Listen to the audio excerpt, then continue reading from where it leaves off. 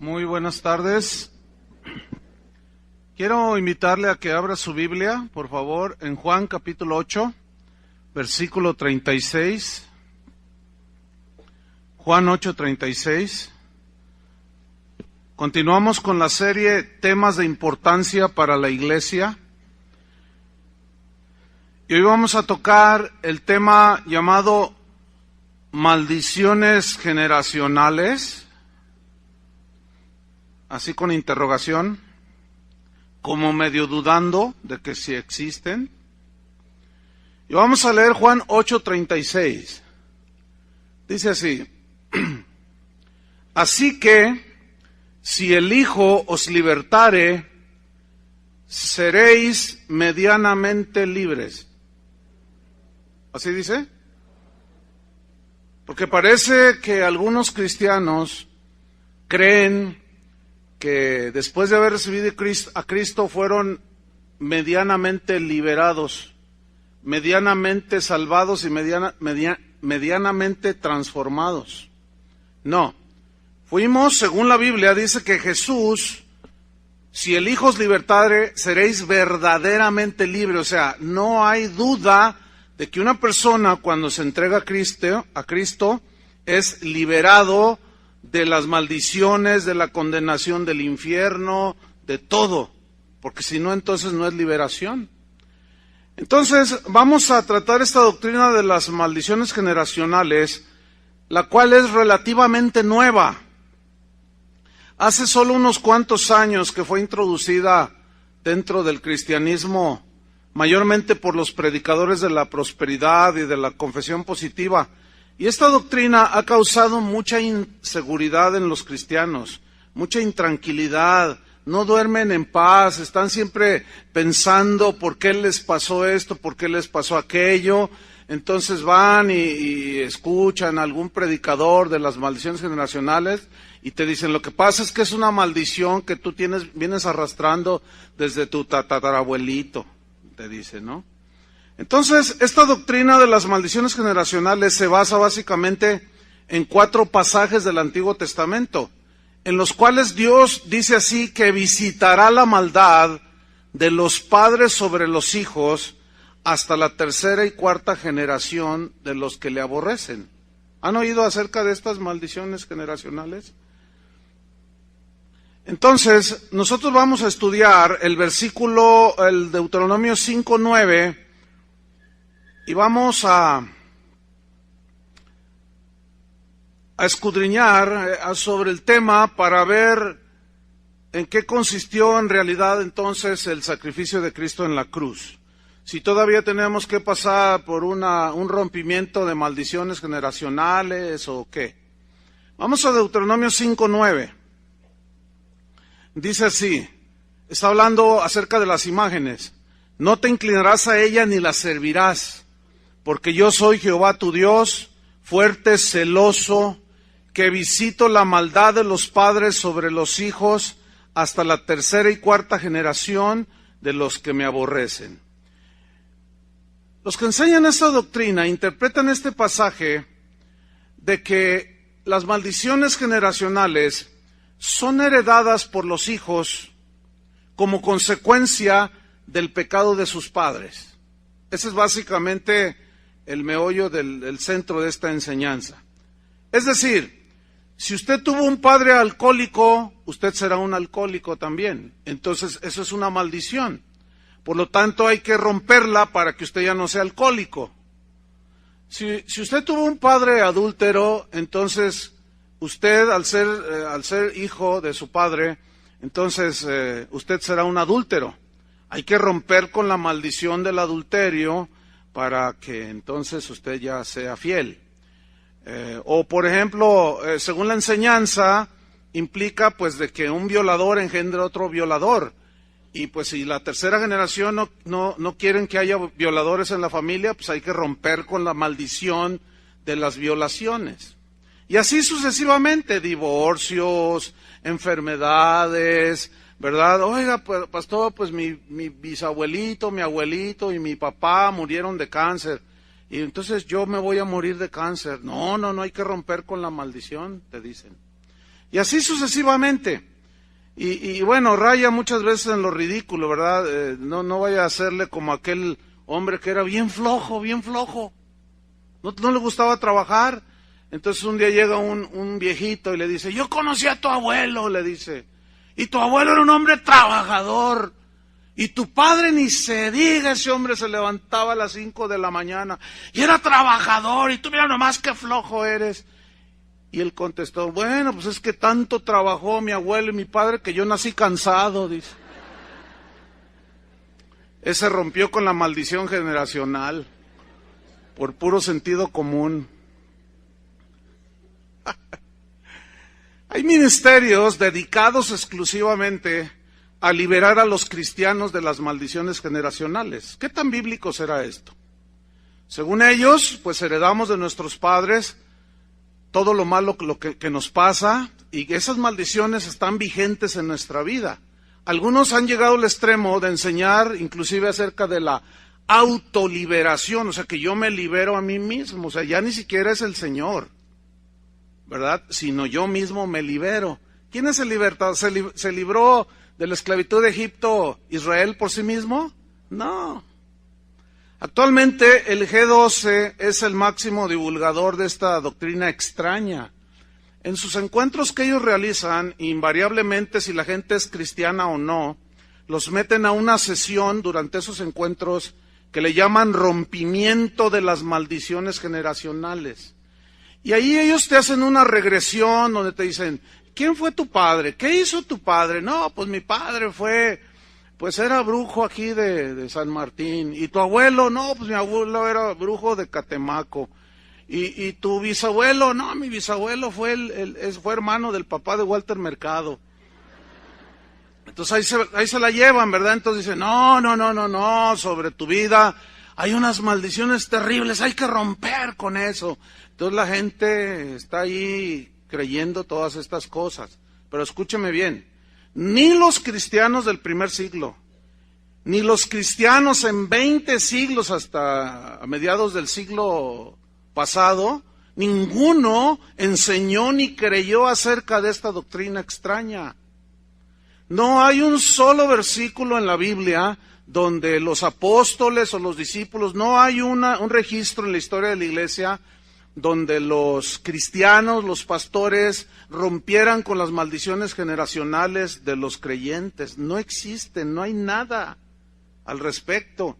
Muchísimo menos la Biblia habla de una autoliberación por medio de rompimientos y cancelaciones que más bien suenan a conjuros de hechicería que a cristianismo. Entonces nosotros vamos a estudiar al respecto. ¿Qué le parece? ¿Están listos? Bueno, prohibido dormirse.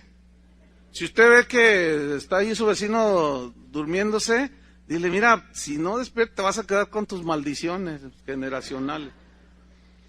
Bueno, mire, una de las reglas de interpretación de las Escrituras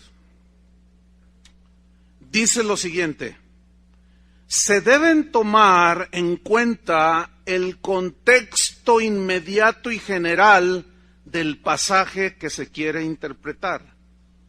Se debe tomar el contexto inmediato y posterior y general, ¿sí?, del pasaje que se quiere estudiar. ¿Qué es el contexto inmediato? Son los versículos que están antes y después del versículo que se quiere estudiar. Ese es el contexto inmediato. El contexto general es lo que dice la Biblia en conjunto. Lo que dice en Génesis, lo que dice en los demás libros de la Biblia hasta llegar a las cartas, a los evangelios. ¿Qué es lo que dice la Biblia en general acerca del tema que se está tratando o de la enseñanza que se está tratando? Ese es el contexto general. Les voy a poner un ejemplo en Proverbios 6:2, y ustedes van a ver cómo la Biblia se encarga de hablar por sí misma. La Biblia es su propio intérprete, es una de las reglas de la interpretación bíblica. La Biblia es su propio intérprete. Pero el problema está cuando tomamos versículos y los sacamos del contexto. Entonces se puede torcer el significado original. Es como esto, mire. Usted recibe una carta de algún familiar allá en los Estados Unidos. Entonces usted abre la carta y comienza a leerla de la mitad. Pregunta, ¿quién lee una carta y empieza a leerla desde la mitad? ¿Quién? Nadie. Pero nosotros los cristianos sí leemos las cartas, los libros a la mitad. Y nada más agarramos un versículo. Entonces se puede leer, pues que me caí de la escalera y me rompí una pierna y estoy grave y que no sé qué. Entonces va y le dice, mamá, tu hermana se cayó y tiene una pierna fracturada. ¿Quién te dijo, hijo? Pues aquí me dice en la carta. Ay, hijo, es hace 3 años. ¿Cómo se? Aquí dice. Bueno, sí, allí dice, pero mira, ¿qué más dice abajo? Pero ya estoy bien, ya todo está arreglado, ya hasta vuelvo a correr, ya hasta me voy a inscribir en el maratón de los 15 kilómetros. Pero él decía, es que aquí dice, sí, allí dice, pero nunca leyó lo que viene antes de la carta ni después. Y nosotros los cristianos, desgraciadamente, somos tan faltos de sentido común para leer. Por eso la Biblia tiene que estudiarse de manera expositiva, tiene que predicarse y leerse de manera corrida. Ahí va un ejemplo de cómo se tuercen las Escrituras. Se lee el contexto inmediato y general y todo sale a la luz de lo que quiere decir. Proverbios 6:2, ¿ya lo tiene? Ok. Dice así, te has enlazado con las palabras de tu boca y has quedado preso en los dichos de tus labios. Ok, algunos interpretan que si tú dices algo así como, ay, están haciendo recorte de personal, posiblemente me despidan de mi trabajo. Entonces, los que creen acerca de que confesar positivo o negativo, según lo que tú confieses, eso es lo que tú recibes. Entonces ellos te van a decir, no, cancela esas palabras, porque lo que dice uno recibe. Y lo que dices tú te enlazas en los dichos de tu boca y quedas preso en los dichos de tus labios y como consecuencia te van a correr del trabajo, te dicen. Entonces, eso sugiere que entonces si hay recorte de personal en la empresa y yo digo, no me correrán, ¿significa que no me van a correr del trabajo? Pero ¿qué tal si yo oro? ¡Ay, qué diferente! Le digo, Señor, yo necesito el trabajo. Yo te pido que pues me ayudes a hallar gracia y que me dejen el trabajo. Y si me despidieren, Señor, gracias porque yo sé que tú no me vas a dejar sin trabajo. ¡Qué diferente! Porque si entonces lo que yo digo recibo, entonces ¿para qué quiero a Dios? ¿Para qué oro? Si lo que yo digo y confieso, eso se hace. Bueno, muchos dicen que este versículo se refiere a eso y lo interpretan así. Bueno, vamos a ver el contexto inmediato del versículo. ¿Qué es el contexto inmediato? Lo que viene antes. Vamos a leer el versículo 1 y vamos a ver si está hablando de que tú recibes lo que dices.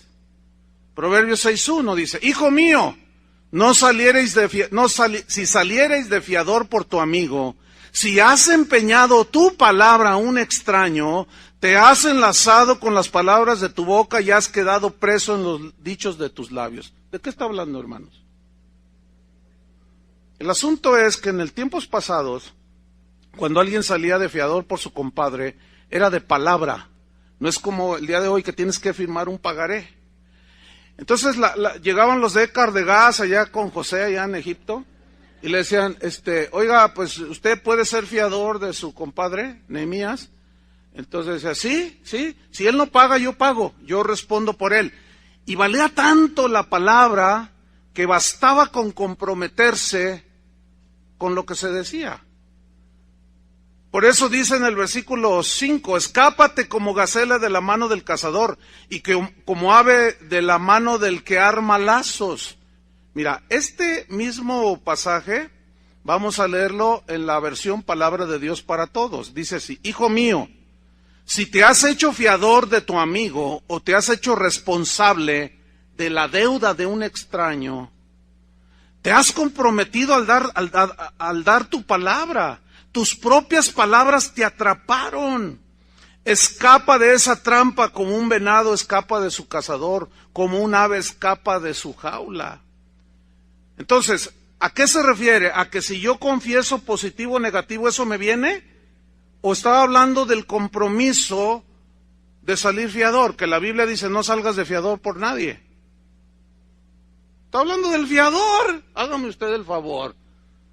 Este versículo, yo creo que lo inventaron los de Muebles América. O Écar de Gas, no quieren ellos quieren asegurarse con el fiador.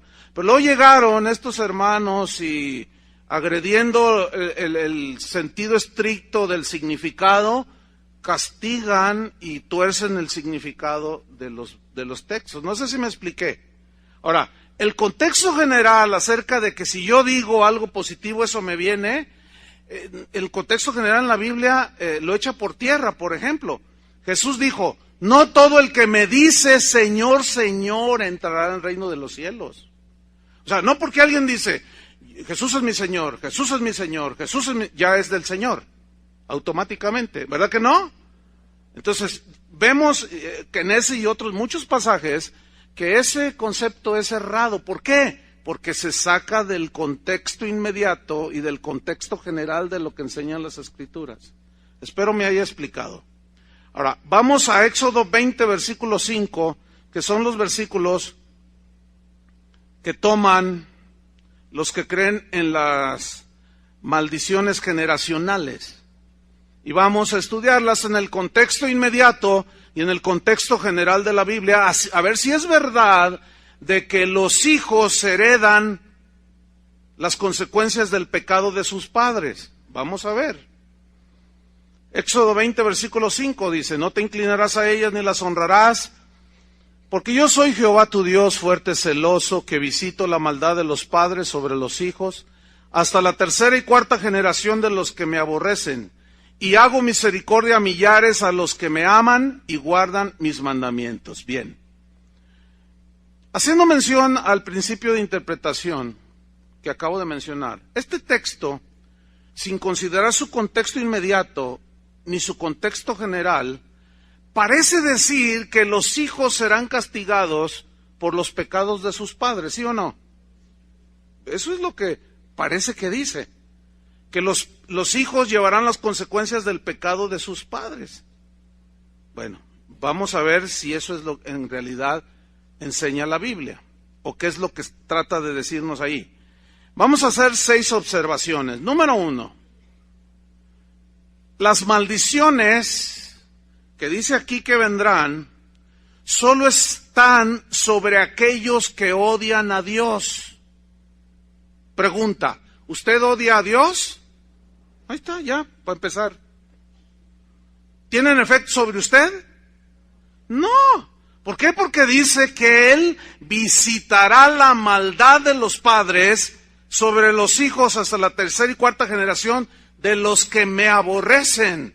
Entonces, ¿usted aborrece a Dios? Pero los de las maldiciones generacionales dicen, no, pero tu papá era brujo de Catemaco. Y él era anticristo, él no creía en Dios.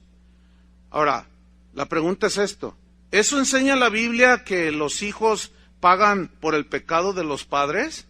Bueno, eso lo vamos a ir descubriendo a medida que vamos viendo el contexto general de la Biblia, ¿ok? En segundo lugar, el castigo que habla aquí, porque que visito la maldad visitar significa castigar.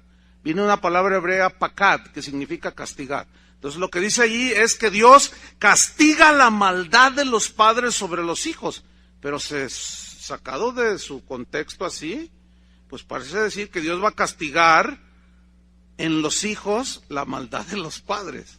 Bueno, el segundo punto es que el castigo no es para aquellos que aman a Dios, eso ya quedó establecido, ¿sí o no? ¿Para quién es el castigo? Para los que aborrecen a Dios. Entonces, supongamos que su padre, su papá de usted, o su bisabuelo, porque a lo mejor aquí está tu papá, o tu bisabuelo, lo más seguro es que ya no esté. Tu bisabuelo era el violador de Tlajomulco.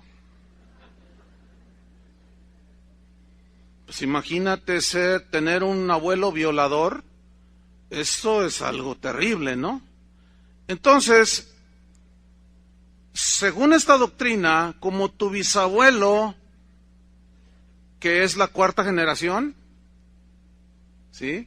O sea, es tu bisabuelo, tu abuelo, tu padre y tú. Entonces, si tu abuelo fue el violador de Tlajomulco, entonces, según los que enseñan esto, prepárate, porque Dios te va a castigar, ¿sí? O las maldiciones vendrán sobre tu vida, según ellos, ¿verdad? Ahora, vamos a hacer notar lo siguiente. En el versículo 6, donde dice, en el 5 dice que habla de cuarta generación, que visitará sobre los que odian a Dios. Nada más cuarta generación. Pero el versículo 6, pongan mucha atención, dice, y hago misericordia a millares de los que me aman y guardan mis mandamientos. Entonces aquí hay que hacer notar una cosa.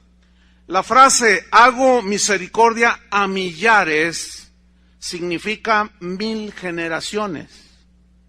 Las versiones Palabra de Dios para Todos, la Nueva Internacional, Nácar Columna es una versión católica. Y otras múltiples traducciones ya lo traen así, traducido. En nuestra Reina Valera dice, hago misericordia a millares, pero ellos ya traen traducido. Por ejemplo, la Palabra de Dios para Todos dice, pero también mostraré mi amor, misericordia por 1000 generaciones a los que me aman. Dice, les mostraré, la versión Nueva Internacional, a todos aquellos que me aman y guardan mis mandamientos, les mostraré mi amor por 1000 generaciones. La Nácar Colunga. Y hago misericordia hasta 1000 generaciones de los que me aman y guardan mis mandamientos. Ahora, el punto importante en este pasaje es que hace una comparación de 1000 generaciones, su misericordia, ¿sí? Con 4 generaciones. Ahora, ¿cuál es la que resalta? ¿La de 4 generaciones que son maldiciones o la de 1000 generaciones que es la misericordia? La de 1000 generaciones. Escuchen bien. Lo que este versículo está tratando de resaltar es la grandeza de la misericordia de Dios. ¿Por qué digo esto? Porque no hay un solo versículo en la Biblia, al contrario, es lo que vamos a ver y vamos a descubrir. Para muchos va a ser sorpresa. No hay un solo versículo en la Biblia donde diga que precisamente los padres, los hijos, heredan el castigo por los pecados de sus padres. Ya lo veremos. Vamos hacia adelante. Punto número 3. La interpretación que las maldiciones generacionales son originadas y ejecutadas por Satanás. Supuestamente Satanás tiene autoridad legal sobre nosotros. Eso es lo que dicen ellos, los que creen en esta doctrina extraña. Pero ese concepto es totalmente antibíblico, hermanos. Ellos argumentan que la Biblia dice que el mundo entero está bajo el maligno. Es verdad, así dice ese versículo. ¿Pero qué significa?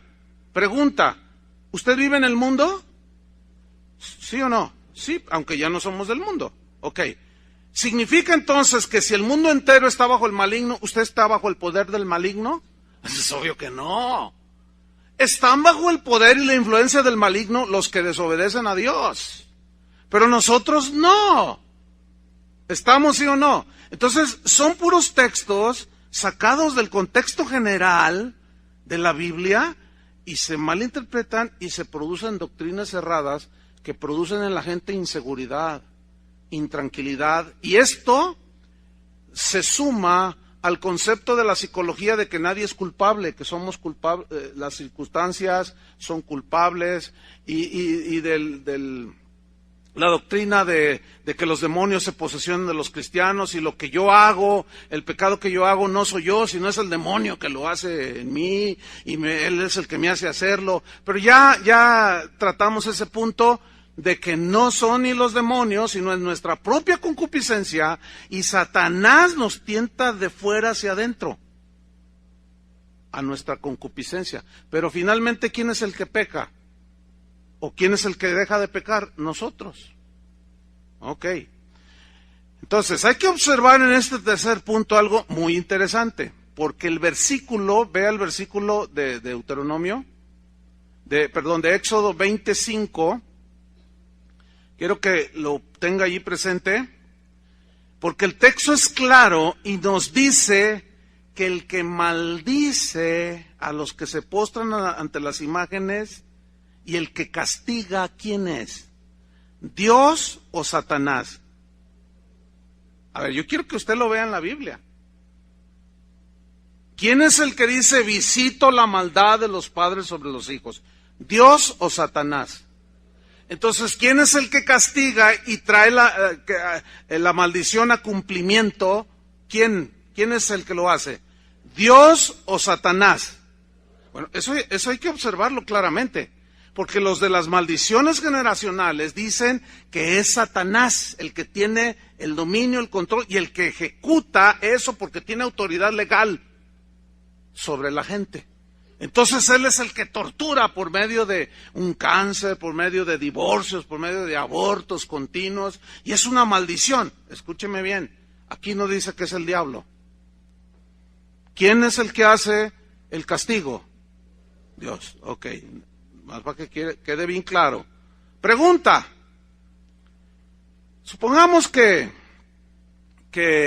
efectivamente las maldiciones se heredan, el castigo de las maldiciones se heredan. Pregunta, ¿quién puede romper la maldición que Dios estableció? ¿Ah? ¿Quién? ¿Habrá uno? ¿Ve cómo solito está cayendo esto? Por ejemplo, usted tiene una vecina que se está muriendo de cáncer. Entonces usted va a orar por ella. Entonces la señora dice, es que mi bisabuela murió de cáncer, mi abuela murió de cáncer, mi madre murió de cáncer y ahora yo estoy con cáncer aquí. Entonces, si usted es de esos que creen en las maldiciones generacionales, usted le dice, eso es una maldición que está sobre tu vida, pero ahorita voy a orar. Entonces se pone, ¿verdad? Dice, en el nombre de Jesucristo cancelo toda maldición. Oiga, espérame. ¿Cómo se atreve usted a quitar de la gente algo que Dios está allí en su ira y en su enojo porque rechazan a Cristo? ¿Quién es usted para hacer eso? ¿Qué se creen los que andan haciendo ese tipo de oraciones? ¿Por qué las hacen? Todo es producto de la ignorancia. No sé si me estoy explicando. Y de una malísima interpretación de las Escrituras, hermanos. Invocar el nombre de Jesús para romper una maldición que Dios tiene sobre los que le aborrecen es totalmente irracional, es contradictorio, es absurdo. Y los que lo hacen así se encuentran luchando contra Dios, ¿o no? Están muy serios. Algunos les está costando trabajo digerir esto porque probablemente han escuchado mucho acerca de este asunto. Y probablemente algunos todavía siguen rompiendo el demonio de diabetes. Y todavía usted está diabético. ¿Qué pasó ahí? Bueno, sigamos estudiando. En cuarto lugar, el contexto general de la Biblia contradice la idea o la creencia de que los hijos pagan por los pecados de sus padres hasta la tercera y cuarta generación. La Biblia en su contexto general echa por tierra que los hijos sean destinados para recibir maldiciones porque su padre fue brujo, o fue esotérico o espiritista.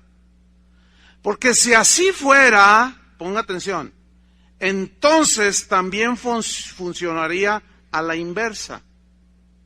Mi abuelo fue un tremendo pastor, mi bisabuelo, ¿sí? 4ª generación. Mi abuelo fue un hombre que amó a Dios con todo su corazón. Mi padre fue un hombre recto, íntegro, entregado a Cristo. Mi padre. Entonces, automáticamente yo heredo la bendición de ser un hombre de Dios.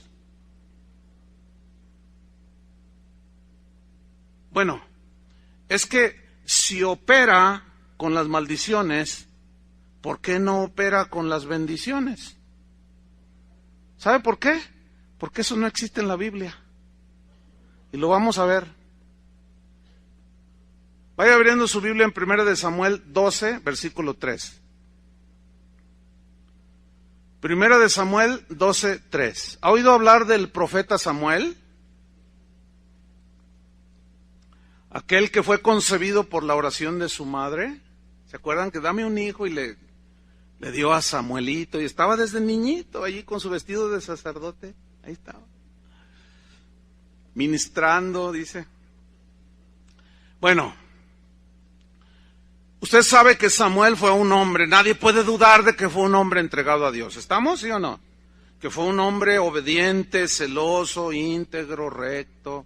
Amó a Dios con todo su corazón. Y miren lo que Samuel le hace unas preguntas a unos que lo acusaban a él. Miren lo que dice. 1 Samuel 12:3. Aquí estoy, dice. Atestiguad contra mí delante de Jehová y delante de su ungido, o sea, de él. Si he tomado el buey de alguno, ¿alguno le he robado su auto? Si he tomado el asno de alguno, atestiguad ahorita, enfrente de Dios, y acúsenme si yo le he robado a alguien su asno. Si he calumniado a alguien, si he agraviado a alguno, o si de alguien he tomado cohecho para cegar mis ojos con él, y os restituiré. Si yo hice algo así, voy a restituir. Entonces dijeron, nunca nos has calumniado ni agraviado, ni has tomado algo de la mano de ningún hombre. ¿Qué estaban reconociendo? Que era un hombre recto, que era un hombre de Dios, que era un hombre que amaba de todo corazón a Dios. Ok, ¿me están siguiendo, verdad? Ok. Esto supone entonces que los hijos de Samuel debían de heredar las bendiciones generacionales. ¿Sí o no? Porque mi debate aquí en este punto es, ¿por qué las maldiciones generacionales sí se heredan y por qué las bendiciones no? Y como dice la Biblia, o todos coludos o todos rabones, ¿verdad? O funciona para unos y funciona para lo otro, y pues es un razonamiento lógico, ¿no? Pero vamos a ver a 1 de Samuel 8:1. Entonces, se entiende que era un hombre de Dios tremendo, etcétera. Tuvo 2 hijos. 1 Samuel 8:1. Vamos a ver qué pasó aquí. Alguien debe estar equivocado. Dice, aconteció que habiendo Samuel envejecido, puso a sus hijos por jueces sobre Israel. Y el nombre de su hijo primogénito fue Joel. Y el nombre del segundo, Abías, y eran jueces en Bérseba. Pero no anduvieron los hijos por los caminos de su padre. Antes se volvieron tras la avaricia, dejándose sobornar y pervirtiendo el derecho. ¿Saben qué provocó todo eso? Maldición en el pueblo, corrupción en el pueblo, sufrimiento en la gente, porque recibían cohecho del rico y metían a la cárcel al pobre. Y ahí se enfermaba y moría. Pregunta, ¿qué pasó ahí? ¿Qué pasó? Estamos viendo entonces que el contexto general de la Biblia no dice, no enseña que los hijos van a pagar las consecuencias del pecado de sus padres, porque si así fuera, entonces también heredaríamos por 1000 generaciones las bendiciones de Dios. Ok, otro ejemplo. Vamos a ir derribando poco a poco esa doctrina extraña. Vamos a Segunda de Reyes, capítulo 18, versículo 3. Segunda de Reyes 18:3.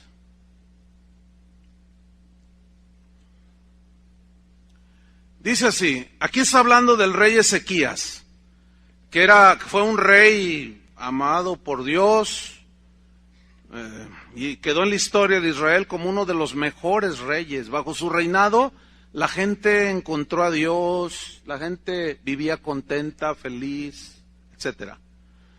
Dice Segunda de Reyes 18:3, hizo lo recto, o sea, Ezequías, hizo lo recto ante los ojos de Jehová, conforme a todas las cosas que había hecho David su padre. Versículo 8. Cuando dice David su padre es de generaciones atrás, que viene del linaje de David. Versículo 8.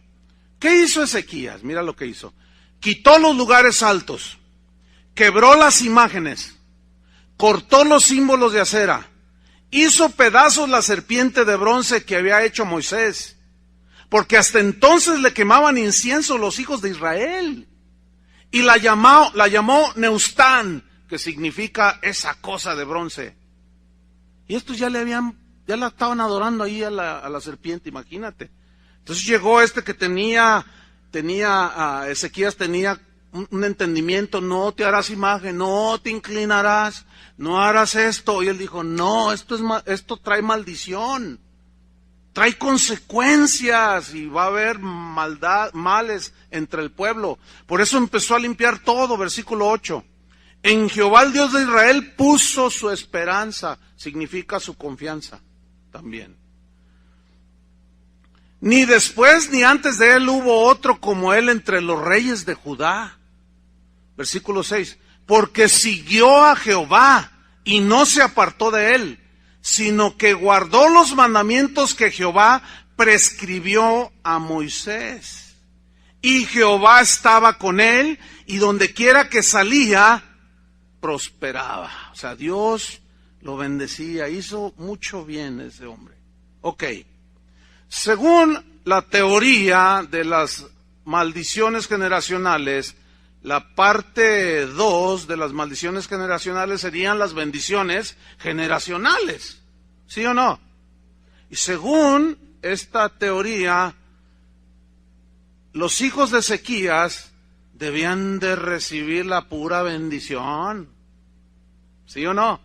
Debía de ser gente que amaba a Dios. Bueno, vamos a ver qué sucedió con su primogénito de Ezequías, que se llamó Manasés. Vamos a 2 Reyes 21, versículo 1.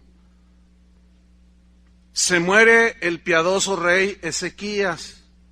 Deja todo un reino sólido, fuerte, lleno de la presencia de Dios. Y comienza a reinar su hijo Manasés. Dice, de 12 años era Manasés cuando comenzó a reinar.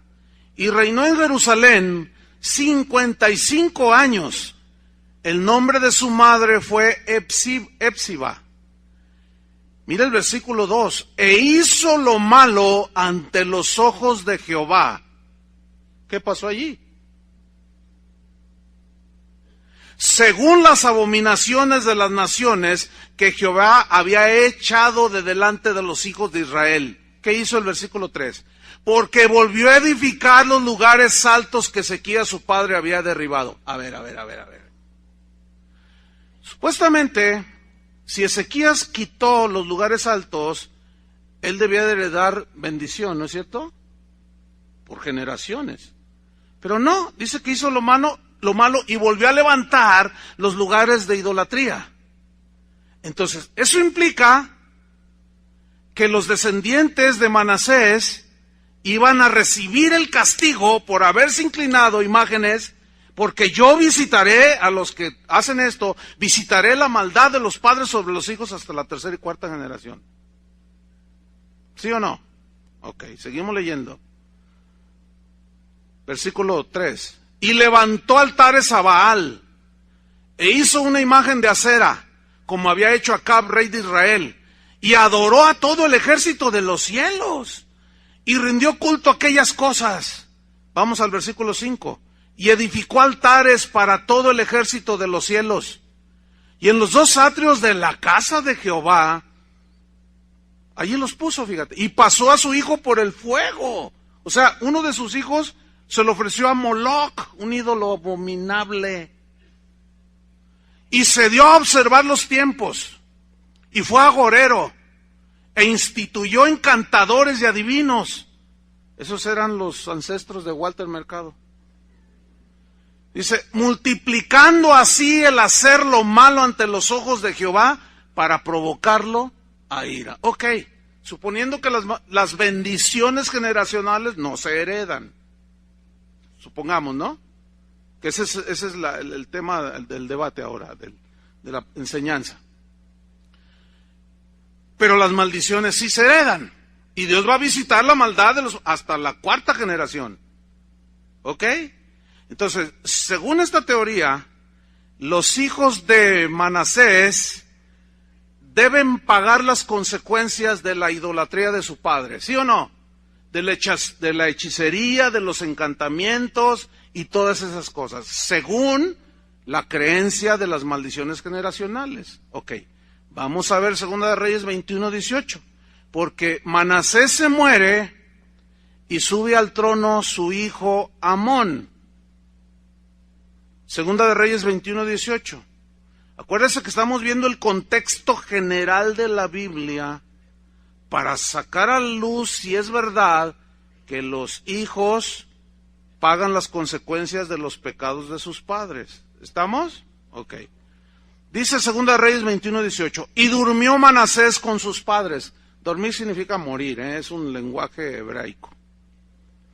Y fue sepultado en el huerto de su casa, porque nunca alguien que se duerme lo sepultan. Si no, imagínense, aquí ahorita sepultaríamos a 10.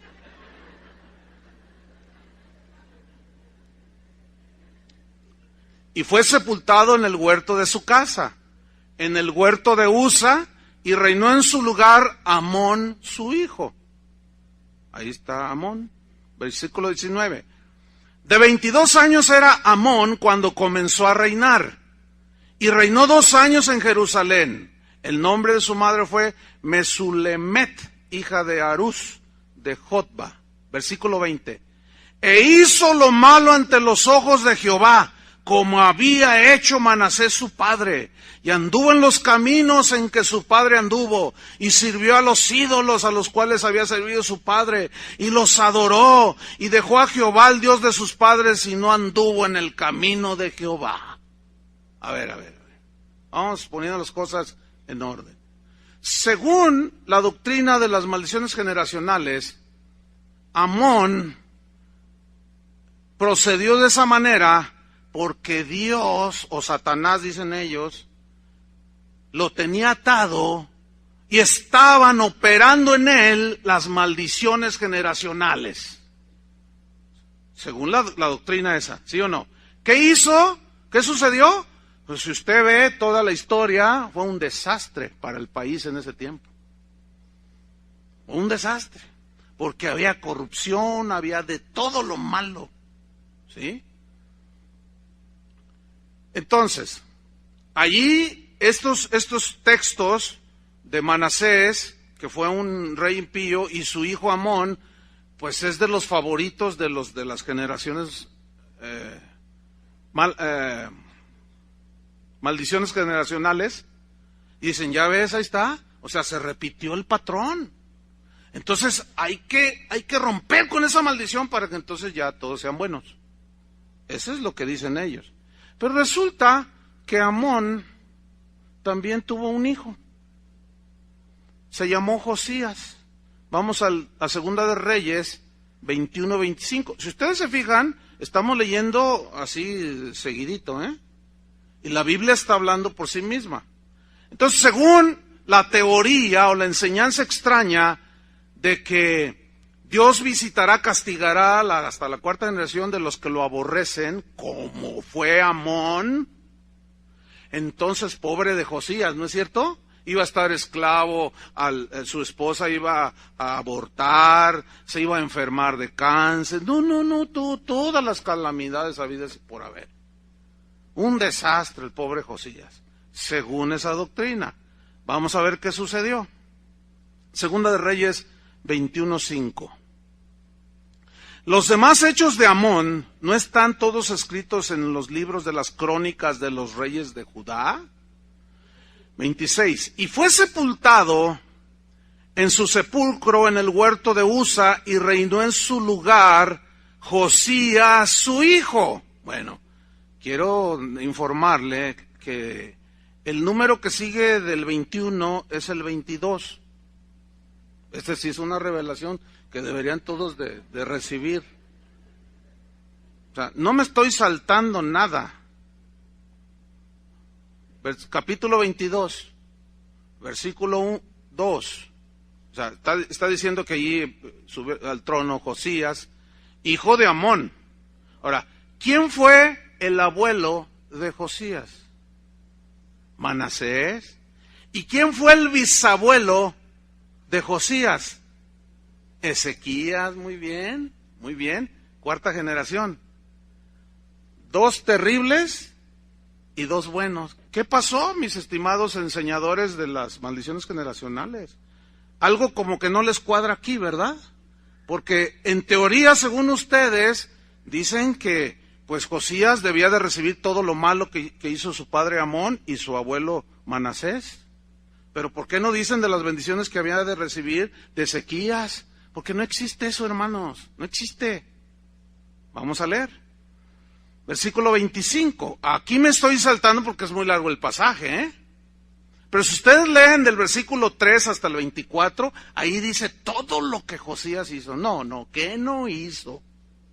En verdad, mire, lo primero que hizo fue limpiar la casa del Señor, restablecer la adoración, el culto a Dios, y la gente comenzó a acercarse otra vez a Dios. Promovió que se enseñara la palabra de Dios. Empezó a hacer obras en la ciudad, en el país. Empezó a prosperar y él obedecía a Dios. Tumbó todas las imágenes, tumbó todos los símbolos, todos los centros idolátricos, los derribó. A Moloc lo cortó en 2, desapareció y limpió toda la tierra de aquello que es causa de maldición. Dice el versículo 25, Segunda de Reyes 23, 25. No hubo otro rey antes de él. Y aquí viene la clave. Que se convirtiese a Jehová de todo su corazón y de toda su alma y de todas sus fuerzas, conforme a la ley de Moisés. Ni después de él nació otro igual. A ver. Yo tengo una pregunta. ¿Qué pasó aquí? ¿Qué pasó con el asunto de las maldiciones generacionales? Porque según ellos, Josías debía de heredar todas las tendencias malas, todos los pecados. Ese es el castigo, ¿verdad? Y todas las enfermedades y todo lo malo. A ver, ¿qué pasó aquí? Algo pasó. Porque según esa doctrina, Josías debía estar maldito, porque apenas iba en la 3ª generación. Y resulta con que se convierte y comienza a hacer lo bueno delante de Jehová. Le voy a hacer una pregunta. ¿Usted está convertido a Cristo? Díganlo o callen para siempre. ¿Usted está convertido a Cristo? Ok, vamos a creer que sí. Vamos a suponer que sí está convertido. Ok. Antes de que usted se convirtiera, ¿cómo era su vida? Pues como la de Manasés y como la de Amón, ¿sí o no? Así era su vida. Consultaba agoreros, se le postraba a los postes, qué sé yo, fue lo primero que se me vino a la mente. Usted hizo todo lo habido y por haber.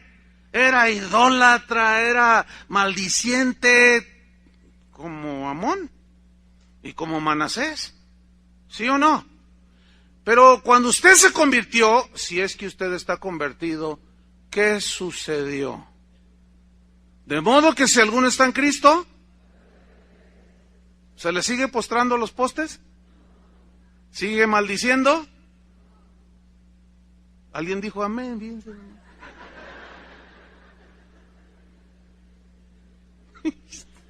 Estaba dormido ese. De plano. No. Tu vida, cuando Zaqueo se convirtió, su vida ya no fue la misma. La samaritana, cuando se encuentra con ya no fue la misma. En ese momento, ¿qué pasó cuando Josías se convirtió a Dios? ¿qué pasó? Todas esas consecuencias malignas, ¿qué? Se cortan, hermano. Se anulan. Porque si no fuera así, entonces Josías forzosamente debía de haber sido impío. Pero él vio la conducta de su padre, la de su abuelo y la de su bisabuelo. Dijo, no, yo voy a seguir al Señor. Y siguió al Señor. ¿Sí? Entonces, el quinto punto a considerar acerca de las maldiciones generacionales, si es bíblico el hecho de que los hijos llevan las consecuencias del pecado de sus padres. Vamos a ver el quinto punto. Juan 9:1. El quinto punto consiste en lo siguiente. Juan 9:1. El quinto punto es observar detenidamente lo que Jesús dijo al respecto de que si los padres, los hijos, llevan las consecuencias de los pecados de sus padres. Pues ese es el tema, ¿no?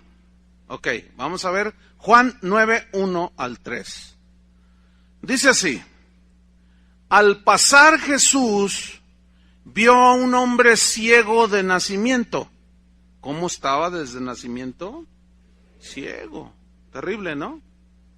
Versículo 2. Y le preguntaron sus discípulos diciendo, Rabí, que quiere decir maestro, ¿quién pecó, este o sus padres, para que haya nacido ciego? Yo quiero que usted ponga mucha atención. Los discípulos, como muchos de su tiempo y como muchos hoy, creen que la única fuente de explicación cuando alguien nace ciego, por ejemplo, o que le viene una diabetes o un cáncer, siempre lo atribuyen al pecado de sus padres o de él mismo. Porque esto es lo que están diciendo los discípulos, ¿no? Eso creían ellos. Pero su concepto estaba muy limitado como el concepto de las maldiciones generacionales. No era correcto. Vean la respuesta de Jesús. Respondió Jesús, no es que éste pecó ni sus padres, sino para que las obras de Dios se manifiesten en él. Ahora, déjeme explicarle esto. No significa que el ciego nunca pecó. Porque la Biblia dice que no hay un justo ni aun uno. No significa que sus padres nunca pecaron. Lo que está diciendo Jesús es que ese hombre nació ciego no por el pecado de sus padres. ¿Sí o no? Pero tampoco porque él haya pecado. Escúcheme bien. Y aquí es donde entra la soberanía de Dios. Y el que entienda, entienda. Y el que no, pues que no. ¿Qué se le va a hacer? Pero Dios en su soberanía permitió que ese hombre naciera ciego. ¿Para qué y por qué? Para que cuando Cristo pisara la tierra, en ese momento se encontrara con ese ciego que lo iba a sanar, todos los demás vieran que Jesús era Dios, que Jesús era el Hijo de Dios. Eso está en la soberanía de Dios. Entonces alguien puede decir, no, pero ¿por qué? Dios no puede provocar nada de eso. Dios no puede. No, entonces ¿por qué nació ciego? No dice que fue el diablo, no dice que fue por el pecado de sus padres, ni siquiera por su pecado, sino que nació así para que Dios mostrara su poder y su gloria. A ver, explícame eso. ¿Ah? ¿Por qué le dio cáncer a mi abuelita? Si es la viejita más linda del universo. Bueno, nadie lo duda. Y mis bisabuelos, los padres de ella, amaban a Dios. Eran gente buena. ¿Por qué está sufriendo con ese cáncer? Te encuentras uno de los supersticiosos de las maldiciones generacionales y te va a decir, no, es que algo debió de haber hecho tu tatarabuelo. Y a fuerzas te quieren hacer que tu tatarabuelo fue un brujo. Entonces tú le dices, no, yo sé por boca de mi padre que no. ¿Por qué le da cáncer a mi abuela? Escuchen, les voy a decir una cosa, hermanos. Hay algo que no tomamos en cuenta. Este cuerpo en el que vivimos está corrompido por el pecado, ¿sí o no? Está debilitado, así no nos creó Dios. Si tú le saludas a alguien que trae una gripe tremenda, después de haberse limpiado con la mano así sin ni un pañuelo, tú lo saludas, ¿qué se te va a pegar? Mira, así andes en santidad extrema. Hermanos, se nos olvida que también estamos en este mundo. Se nos olvida. Cuando Jesús le clavaron sus manos y le atravesaron el costado, penetró la lanza en un cuerpo de carne y salió lógicamente. ¿Qué salió? ¡Ay, qué salió, oiga! ¿Qué salió? Cuando le pusieron la corona de espinas así aquí en la cabeza, que lo atravesó, ¿qué salió, oiga? ¿Aceite? ¿Petróleo? Digo, hermanos, el puro sentido común. Pero el cuerpo de Cristo glorificado, ese ya no está sujeto a nada de eso. Por eso este cuerpo tiene que morir, para que al ser resucitados podamos entrar en el reino del cielo, porque la corrupción no hereda el reino de Dios. Entonces este cuerpo ya no estará sujeto al dolor, a las lágrimas. Mírese usted, señora, está cortando un jitomate y se distrae porque el gatito le pasó, un gato negro le pasó enfrente. Y usted no le atina al jitomate y se rebana un dedo.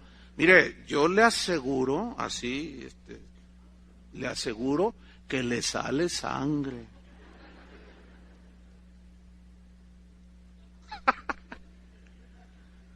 ¿O qué esperaba que le saliera? ¿O qué esperaba? Que usted diera el machetazo y si no le atina al leño y usted tiene los 3 dedos así, ¿qué le va a pasar? Se le cortan los dedos, hermano. Si usted se come unos mariscos o comida echada a perder, ¿qué le va a suceder? Entonces lo que dijo Jesús, que comerán cosa mortífera y no les hará daño. Volvemos al asunto de que hay que interpretar todo a la luz de la Biblia. Eso se refiere a que eventualmente cuando alguien quería envenenar o hacer algún daño a los hijos de Dios, Dios los protegía. Pero algunos, Dios tuvo a bien no hacerlo. ¿Sí o no? Dice que ningún arma forjada contra ti prosperará, ¿sí o no? Entonces, pues, ninguna arma forjada, y estás ahí, ¿no? Ninguna arma forjada, y estás ahí declarando que ninguna arma forjada contra ti prosperará.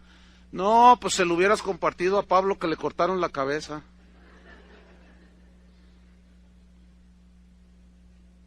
¿No? ¿O sería que a lo mejor Pablo no tenía esa revelación? No sé.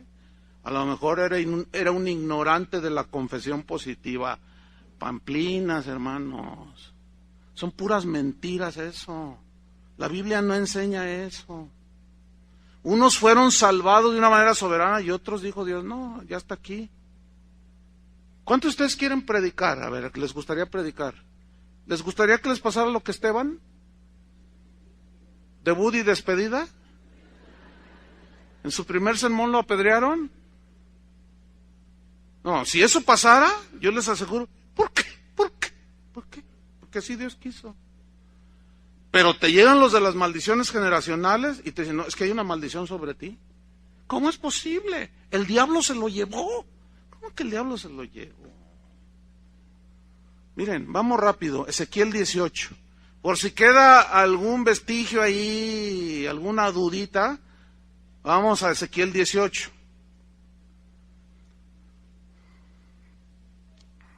Vamos a seguir argumentando bíblicamente, porque ¿de qué otra manera? Ezequiel 18:1. Alguno dirá, es que a mí sí me libró. Se libró porque Dios quiso. ¿Me entienden? Es que a mí sí me sanó de cáncer.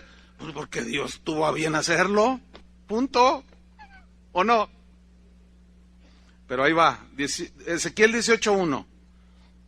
Dice así: vino palabra de Jehová, vino a mí palabra de Jehová diciendo, ¿qué pensáis vosotros, los que usáis este refrán? Pongan mucha atención a este, los que usáis este refrán sobre la tierra de Israel, que dice el refrán: los padres comieron las uvas agrias y los dientes de los hijos tienen la dentera. ¿Qué es esto? Significa lo siguiente: dentera aquí significa que los dientes se destemplaron. O sea, lo que está diciendo Dios es esto: ustedes dicen que los padres se comieron las uvas agrias y los dientes de los hijos se destemplaron. Es como esto: yo me como la piña ácida y mi hijo David está todo ahí destemplado. ¡Ay! ¡Ay! ¿Cuántos saben que así no es? Es como esto: la amargura que tú tienes porque alguien te ofendió es un veneno que está ahí en tu alma. Es un veneno que tú te tomas y quieres que se muera el otro. No, te vas a morir tú, yo te lo digo así claramente. Te vas a morir tú en la amargura. Tú eres el contaminado de amargura, tú eres el amargado. Pero es que aquel me hizo, pero ¿quién se amargó? Tú. ¿Quién decidió amargarse? Tú. Entonces había ese refrán en Israel y decían: lo que el padre hizo, al hijo le va a rebotar también. Y mira lo que dice el versículo 3. Vivo yo, dice Jehová, que nunca más tendréis por qué usar este refrán en Israel. ¿Saben por qué dijo esto? Porque Dios nunca dijo eso que ellos creyeron, como los que creen de las maldiciones generacionales, que los hijos iban a recibir las consecuencias del pecado de sus padres. Dios nunca ha dicho eso. Aquí está, versículo número 4. He aquí, dice, todas las almas son mías. ¿De quién son? ¿Del diablo o de Dios? Hermano, pero el mundo entero está bajo el maligno, sí, pero ¿quién está encima del maligno? Finalmente todo es de Dios. Todas las almas son mías, como el alma del Padre, así el alma del Hijo es mía. El alma que pecare, esa morirá. Aquí está una vez más. Ya no puedes echarle la culpa a nadie. El demonio, el mundo. Es que mi papá me abandonó cuando era niño. Es que mi madre me tiró en el baldío cuando era niña. Es que mi tío abusó de mí. Es que mi abuelita me pegaba con su bastón porque le comía el piloncillo. Bueno, es que eso yo hacía. Y me daba garrotas. El piloncillo es un dulce, porque luego van a empezar con 20,000 correos. ¿Qué es el piloncillo? Ya se los dije. No me manden correos. El alma que pecare, esa morirá. ¿Te fijas cómo Dios está haciendo? Está diciendo, nada de que lo que hizo el padre va a llevar la consecuencia el hijo. Nada, nada. Ese refrán, ¿de dónde lo sacaron? ¿Por qué usan ese refrán? ¿Qué no entendieron? Se los voy a decir claro ahora. El alma que pecare, esa morirá. Si peca el padre, él será responsable de su pecado. Si peca el hijo, él será responsable de su pecado. Pero no anden trasladando nada. Versículo 5.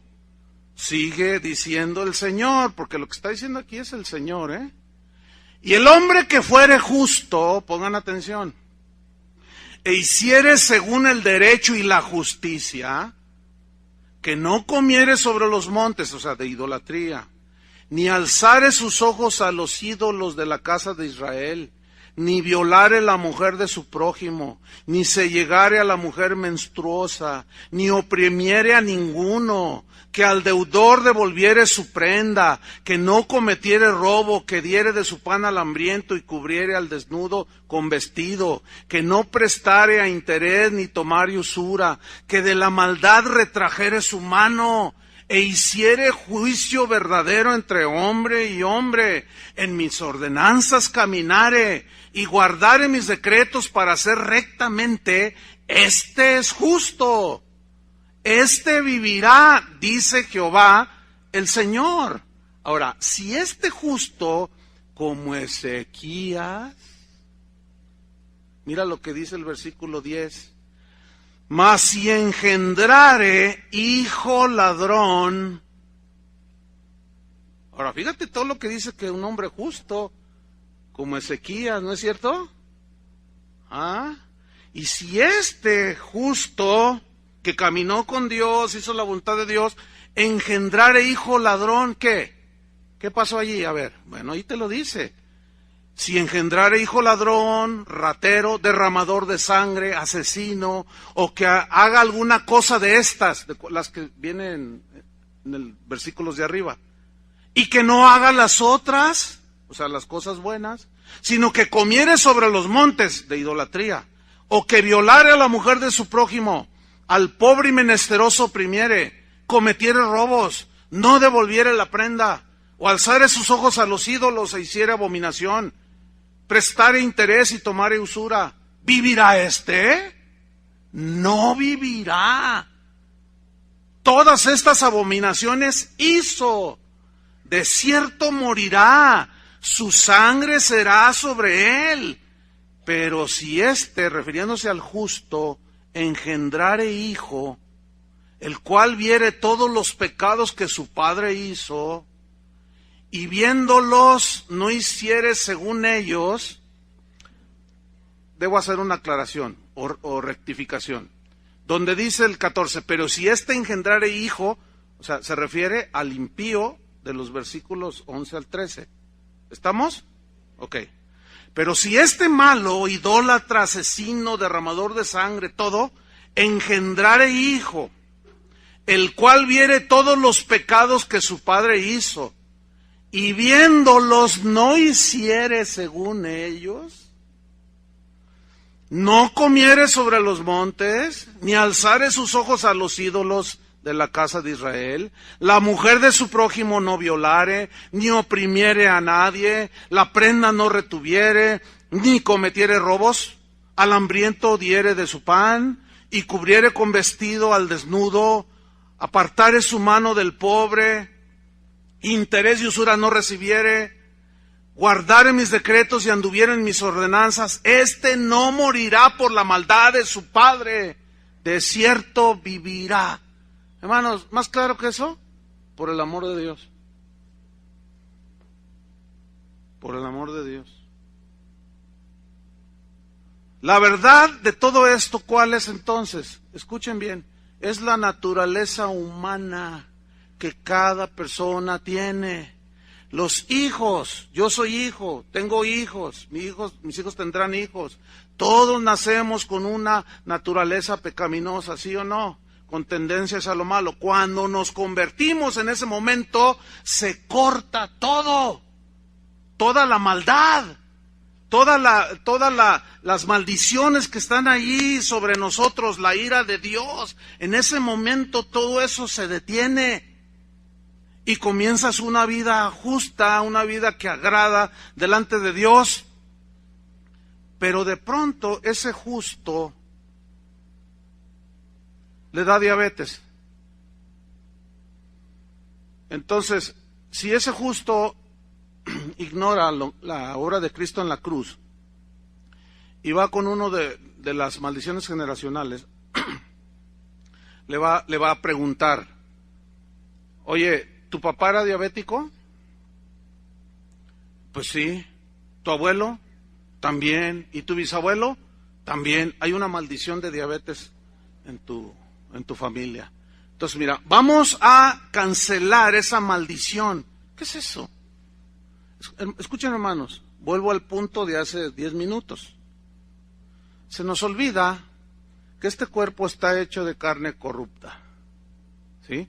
Que nuestros genes, yo heredé de mi padre y de mi abuelo sus genes. ¿Qué son los genes? Son los que reproducen en nosotros los rasgos característicos de los olivares. ¿Me explico? Por ejemplo, los rasgos físicos, pero también rasgos de carácter, ¿sí o no? Pero escúcheme bien. Mi abuela era diabética. Varias de sus hijas son diabéticos. Mi padre fue diabético. Escúcheme bien, yo no soy diabético.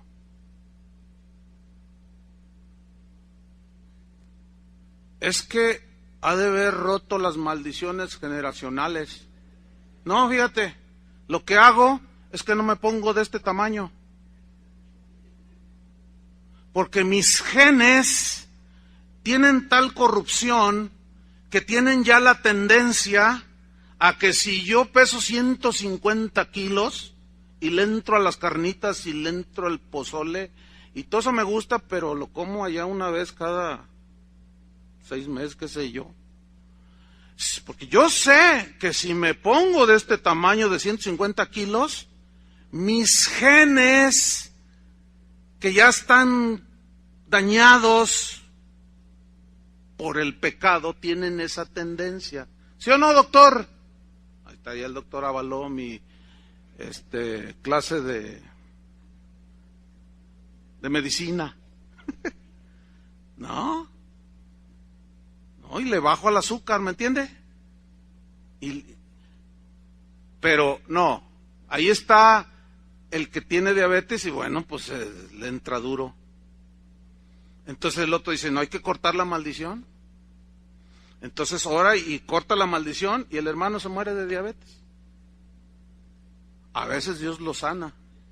Dice, mi padre, escúcheme bien, en los años que tuvo a partir que le diagnosticaron, porque sí, hubo un tiempo que estaba bien gordito y eso propicia.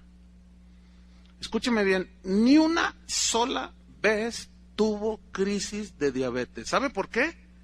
Porque el doctor le dijo, tiene que llevar esta dieta, tiene que hacer esto, y al pie de la letra lo hizo, y nunca sufrió las consecuencias de la diabetes. Pero algunos están diabéticos y dicen, es que ya no voy a tomar Coca-Cola. No, ni una sola te atrevas. Y luego van a la tienda y escondidas se la toman. Luego al rato están con las piernas así, todos. Entonces, ¿por qué, Dios mío, por qué? Dios también nos dio una inteligencia, hermanos, ¿entienden? Fíjate bien, no es cuestión de maldiciones generacionales, es cuestión de genética, por el amor de Dios. Si tu madre, tu abuelo, tu bisabuelo murieron de cáncer y un hermano le dio cáncer, fíjate bien qué es lo que están comiendo.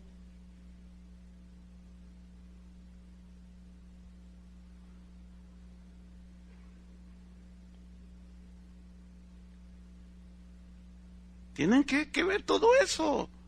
Porque Dios nos dio inteligencia y sabiduría también, ¿sí o no? Y así puedo poner 20,000 ejemplos, hermanos. Entonces, porque si la solución fuera, yo cancelo la maldición de la diabetes, entonces ya no va a haber diabéticos. El problema es que pasan los años y luego el hijo que está de tamaño ya salió diabético también. Y la hija y el nieto. Entonces, ¿qué no cancelaron las maldiciones? ¿Qué no las cancelaron? Pues que eso no existe, mi estimado. Que pasa que le entran mucho a los carbohidratos y al azúcar y a todo eso. Bájenle y verán que la maldición se acaba. Ahora, mi padre oró con fe cuando le diagnosticaron la diabetes. Y oramos con él. Dijimos, Señor, sabemos que tú puedes sanarlo.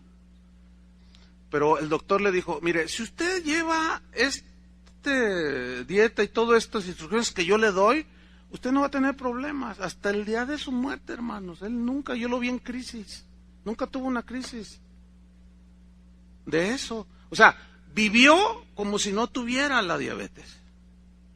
Pero fíjese una cosa, el doctor nunca le dijo, no pruebes nada. Dice, si prueba esto poquito, y era bien disciplinado el viejito. Entonces, ¿qué pasó allí? ¿Quién cortó la maldición? Pues era su genética. Y nosotros traemos esa genética. ¿Sí o no dicen eso la medicina? Entonces, si usted tiene padres diabéticos, pero te cuentes uno de esos, de las maldiciones, y dice, no, hay que cancelarla. Hay que anularla. Entonces, la anulan y le entran, pero si duro, al pozole, y aumentan a 140 kilos y les da. Y luego dicen, ¿qué pasó aquí? Lo que pasa es que no se trata de eso, sino se trata de, en este caso, de usar la sabiduría que Dios nos da. ¿O acaso creen que confesando los pecados de los antepasados, pidiendo perdón por ellos, atando y desatando, haciendo guerra espiritual, podremos eliminar esas supuestas maldiciones generacionales? No, hermanos. Todo es consecuencia de nuestros propios errores, de nuestros propios pecados, que ciertamente son perdonados, pero acuérdense bien de esto, y aquí es donde creo que viene la confusión, y con esto estoy terminando. Ya lo he explicado, lo voy a explicar de nuevo. Se convierte un hombre, tuvo 7 mujeres, 35 hijos, y se convierte de a de veras, cambia su vida. Entonces un día llega, pastor, necesito que ore por mí. A ver, ¿cuál es la necesidad? Es que no me ajusta el dinero. Pues ¿cuántos hijos tienes? 35. Pues es que yo fui muy malo, hermano, pero ya no le hago a eso, pero tengo responsabilidad. No, está bien, hermano. Hermano, pero ¿por qué Dios me tiene en esta? No, espérame, no es Dios. Son las consecuencias de tus pecados. Mire, aquí hemos tenido casos de gente que fumó durante 30 años. Se convirtieron, dejaron el cigarrillo. Y a los 10 años les dio cáncer en los pulmones. Y cuando los diagnostican y les hacen los estudios, oiga, usted tiene una pared de nicotina en sus pulmones, tiene cáncer, está invadido. Entonces, el cristiano no entiende. Si no está bien entendido en la Biblia, en la palabra, entonces dice, ¿por qué, Dios mío, si yo ya soy tu hijo? ¿Por qué? ¿Por qué? Porque tu cuerpo, mi estimado hermano, tarde o temprano te cobra la factura. Aquí hemos tenido casos de gente que fue alcohólica, dejó el alcoholismo, al paso de 2, 3 años, cirrosis hepática, hermanos, y se murieron de cirrosis hepática. Pero ya no tomaban, pero traían el hígado destrozado. ¿Qué pasó allí? ¿Fue una maldición? No, hermano, por el amor de Dios. Volvemos al mismo punto. Entonces, ¿qué hay que hacer? Enfrentar las consecuencias del pecado, pero no diga que son maldiciones generacionales, hermano. Que fue por el pecado de su papá y que por las consecuencias de que su abuela era bruja y que no sé cuánta cosa. No. Nuestros pecados ya como cristianos han sido perdonados, ¿sí o no? Pero vivimos en este mundo, hermanos, sujetos todavía a las lágrimas, a la tristeza y al dolor. ¿Sí o no? Entonces, con esto termino, hermano. Porque algunos me dirán, oiga, pastor, entonces usted no cree en que Dios pueda libertar a los cautivos. Claro que puede liberar a los cautivos, claro que sí creo. Yo creo lo que dijo Jesús, el Espíritu del Señor está sobre mí, por cuanto me ha ungido para dar buenas nuevas a los pobres, me ha enviado a sanar a los quebrantados de corazón, a pregonar libertad a los cautivos y vista a los ciegos. Yo creo lo que dice, a pregonar libertad a los oprimidos y a predicar el año agradable del Señor. Yo lo creo, pero escúcheme, ¿quién es el que liberta? ¿Qué es lo que liberta? ¿Qué no es el proclamar el año agradable del Señor? Proclamar la palabra de Dios, porque conoceréis la verdad y la verdad os dará libres, hará libres. Así que si el Hijo os libertare, seréis verdaderamente libres. Hermanos, disfruten de su libertad en Cristo. Olvídense que el chamuco y que ahí anda, sí, ahí anda. Pero olvídense de que las maldiciones están sobre ti, que por eso te pasa eso. No, consecuencias de tus pecados pasados, que ya fueron borrados, pero que a veces hay que enfrentar las consecuencias, ¿entienden? Producto de este cuerpo que se cansa y se enferma. Yo antes podía predicar hasta 6 veces en un día. Hoy, ahorita no saben cómo me siento. Y apenas va la segunda. Ya no es lo mismo, hermanos. Y yo puedo decir, por fe. Esa frase tan manoseada de por fe un montón están endeudados. De modo que si alguno está en Cristo, las cosas viejas pasaron. Cristo Jesús nos redimió de la maldición de la ley, cancelando el acta de los decretos que nos era contraria y clavándola en la cruz. Ya, no hay maldiciones sobre nosotros, pero estamos en este mundo. ¿Entendieron el mensaje, hermanos? Oremos y disfrutemos la libertad en Cristo. Te damos gracias, Señor, por tu palabra. Gracias porque verdaderamente al conocer la verdad nos hace libres. Ya no tenemos excusa para decir que somos así, que hacemos esto porque hay una maldición sobre nosotros, porque nosotros estamos pagando las consecuencias de los errores de nuestros padres. No. El alma que pecare llevará las consecuencias. Nosotros somos responsables de nuestras acciones. Y muchos de nosotros, viven las consecuencias de su vida pasada, pero esto no significa que estén en maldición, sino que como estamos en un mundo natural, físico, sujeto a leyes y principios que no pueden ser inquebrantados. Hay enfermedades, hay virus que infectan al cristiano, al ateo y al que sea. Señor, danos sabiduría para ubicar bien todas estas cosas, porque verdaderamente nos has hecho libres. No tenemos que tener temor de nada y dormir en paz. Hemos sido justificados, pero sí tenemos que enfrentar al levantarnos cada día las tendencias de nuestro ser, la concupiscencia que está en nuestros miembros, que nos quieren arrastrar todos los días hacia el pecado. Sabemos que si pecamos tendremos consecuencias. Ayúdanos a decir no al pecado, Señor. Tenemos que enfrentarnos a las tentaciones de Satanás, a los hombres malos que hay en este mundo, a cuidar nuestra salud también, cuidar nuestro cuerpo. Si lo descuidamos nos enfermamos. Y no podemos achacarle esto a las maldiciones. Eso no está en tu palabra, Señor. Haznos entendido, Señor. Y te damos gracias porque podemos disfrutar la paz de Cristo en nuestros corazones. Gracias por venir a dar libertad a los cautivos. Y ya somos libres. Estuvimos cautivos, ya no. Y si eventualmente pecamos, tenemos un abogado para con el Padre, a Jesucristo. Ayúdanos, Señor, a cada día caminar contigo, cada día. Mas el justo por la fe vivirá. En el nombre de Jesús, gracias, Señor. Amén. Que Dios los bendiga a todos, hermanos.